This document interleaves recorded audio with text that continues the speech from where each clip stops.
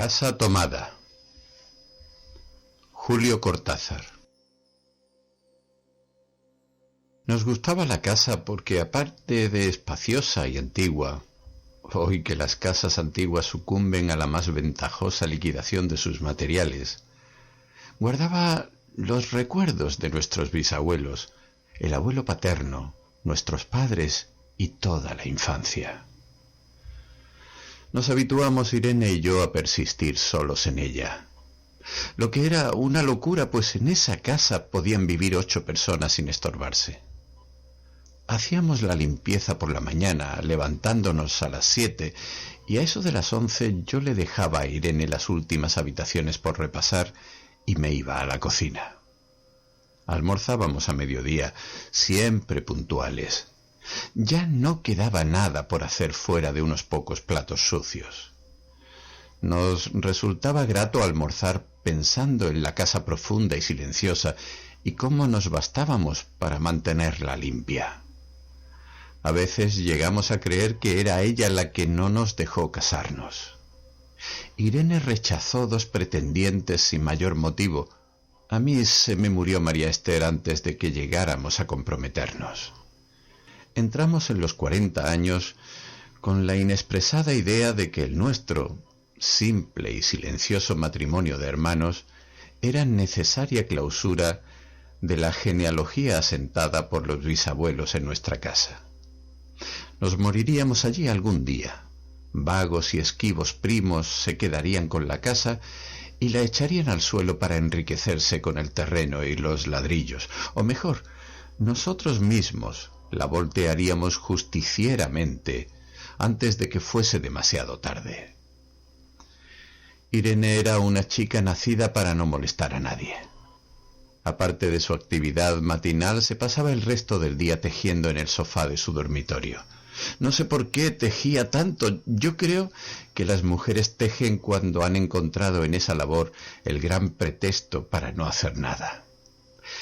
Irene no era así. Tejía cosas siempre necesarias: tricotas para el invierno, medias para mí, mañanitas y chalecos para ella. A veces tejía un chaleco y después lo destejía en un momento porque algo no le agradaba. Era gracioso ver en la canastilla el montón de lana encrespada resistiéndose a perder su forma de algunas horas. Los sábados iba yo al centro a comprarle lana.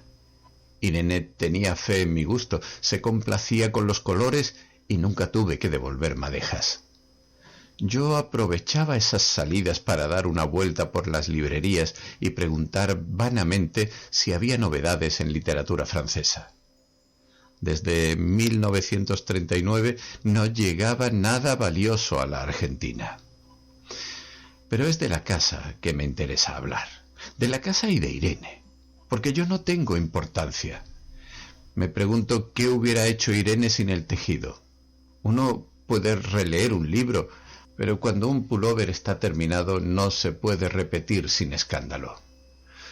Un día encontré el cajón de abajo de la cómoda de alcanfor lleno de pañoletas blancas, verdes, lila.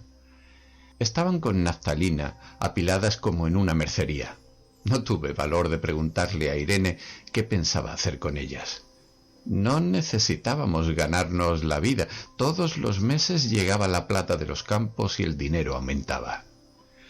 Pero a Irene solamente la entretenía el tejido. Mostraba una destreza maravillosa y a mí se me iban las horas viéndole las manos como erizos plateados, agujas yendo y viniendo y 1 o 2 canastillas en el suelo donde se agitaban constantemente los ovillos. Era hermoso. ¿Cómo no acordarme de la distribución de la casa?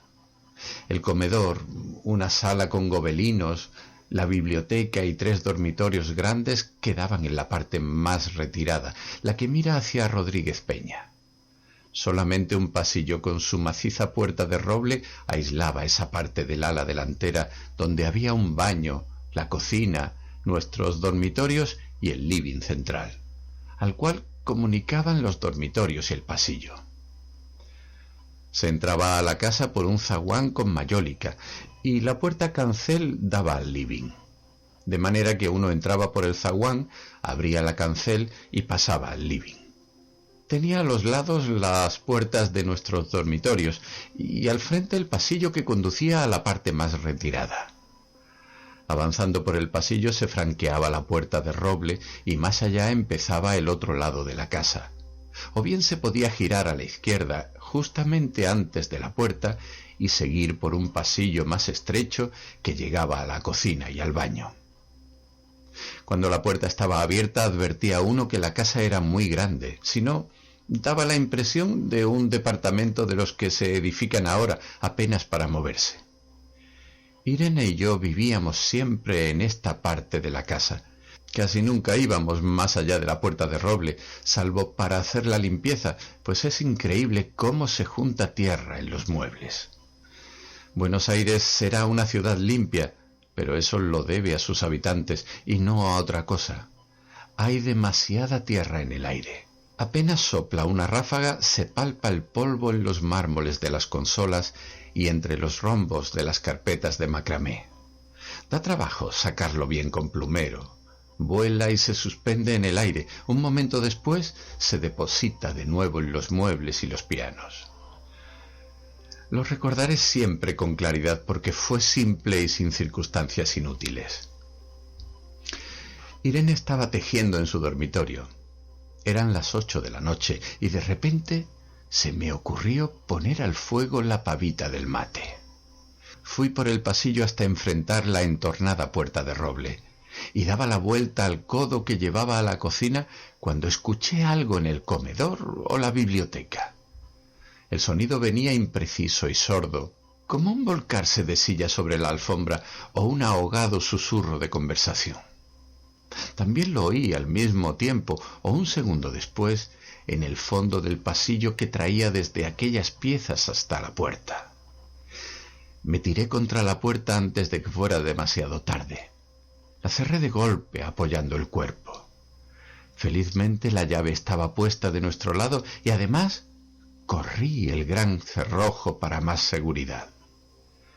Fui a la cocina. Calenté la pavita y cuando estuve de vuelta con la bandeja del mate le dije a Irene: «Tuve que cerrar la puerta del pasillo. Han tomado la parte del fondo». Dejó caer el tejido y me miró con sus graves ojos cansados. «¿Estás seguro?». Asentí. «Entonces», dijo recogiendo las agujas, «tendremos que vivir en este lado». Yo cebaba el mate con mucho cuidado, pero ella tardó un rato en reanudar su labor. Me acuerdo que tejía un chaleco gris. A mí me gustaba ese chaleco.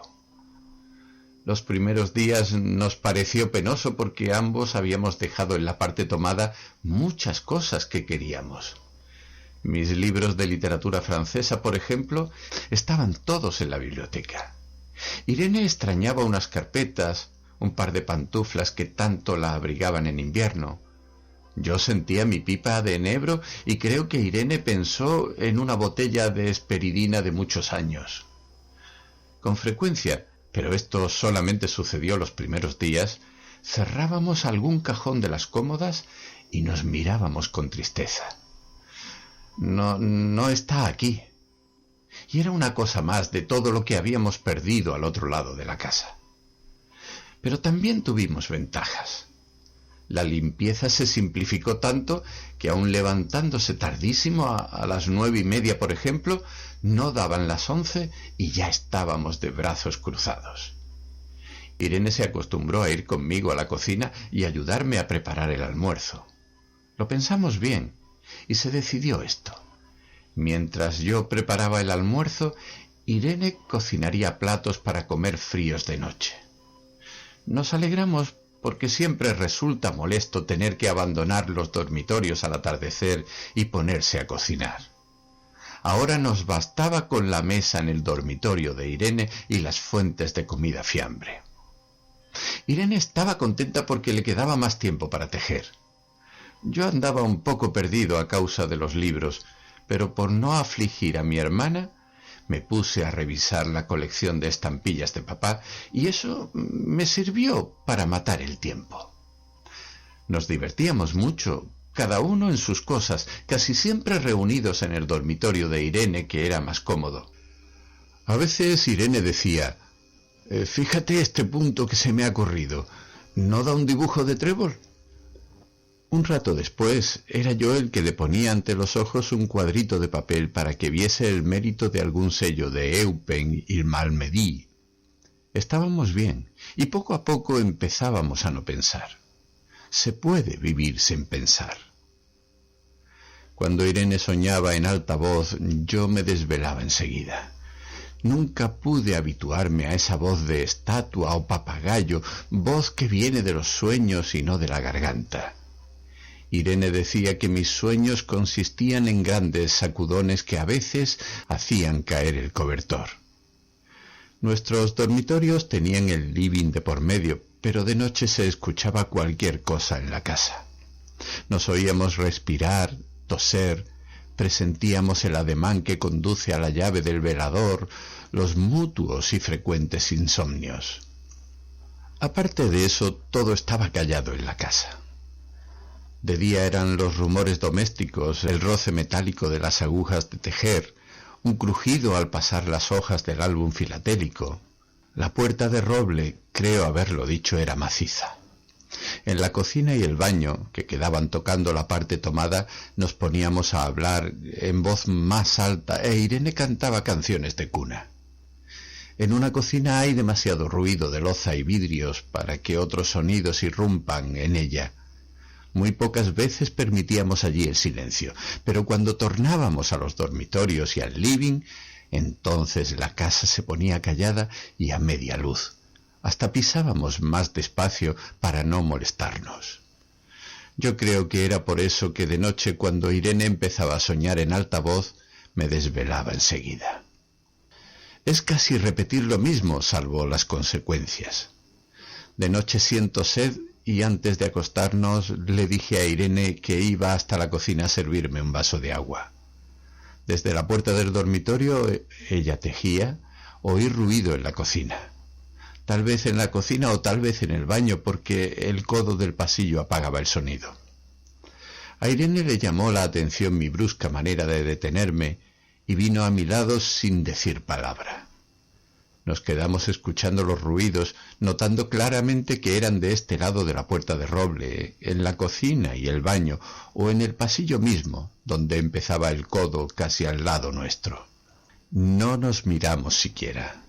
Apreté el brazo de Irene y la hice correr conmigo hasta la puerta cancel sin volvernos hacia atrás. Los ruidos se oían más fuerte, pero siempre sordos, a espaldas nuestras. Cerré de un golpe la cancel y nos quedamos en el zaguán. Ahora no se oía nada. «Han tomado esta parte», dijo Irene. El tejido le colgaba de las manos y las hebras iban hasta el cancel y se perdían debajo. Cuando vio que los ovillos habían quedado del otro lado, soltó el tejido sin mirarlo. «¿Tuviste tiempo de traer alguna cosa?», le pregunté inútilmente. «No, nada». Estábamos con lo puesto. Me acordé de los 15.000 pesos en el armario de mi dormitorio. Ya era tarde ahora. Como me quedaba el reloj pulsera, vi que eran las 11 de la noche. Rodeé con mi brazo la cintura de Irene. Yo creo que ella estaba llorando. Y salimos así a la calle. Antes de alejarnos tuve lástima.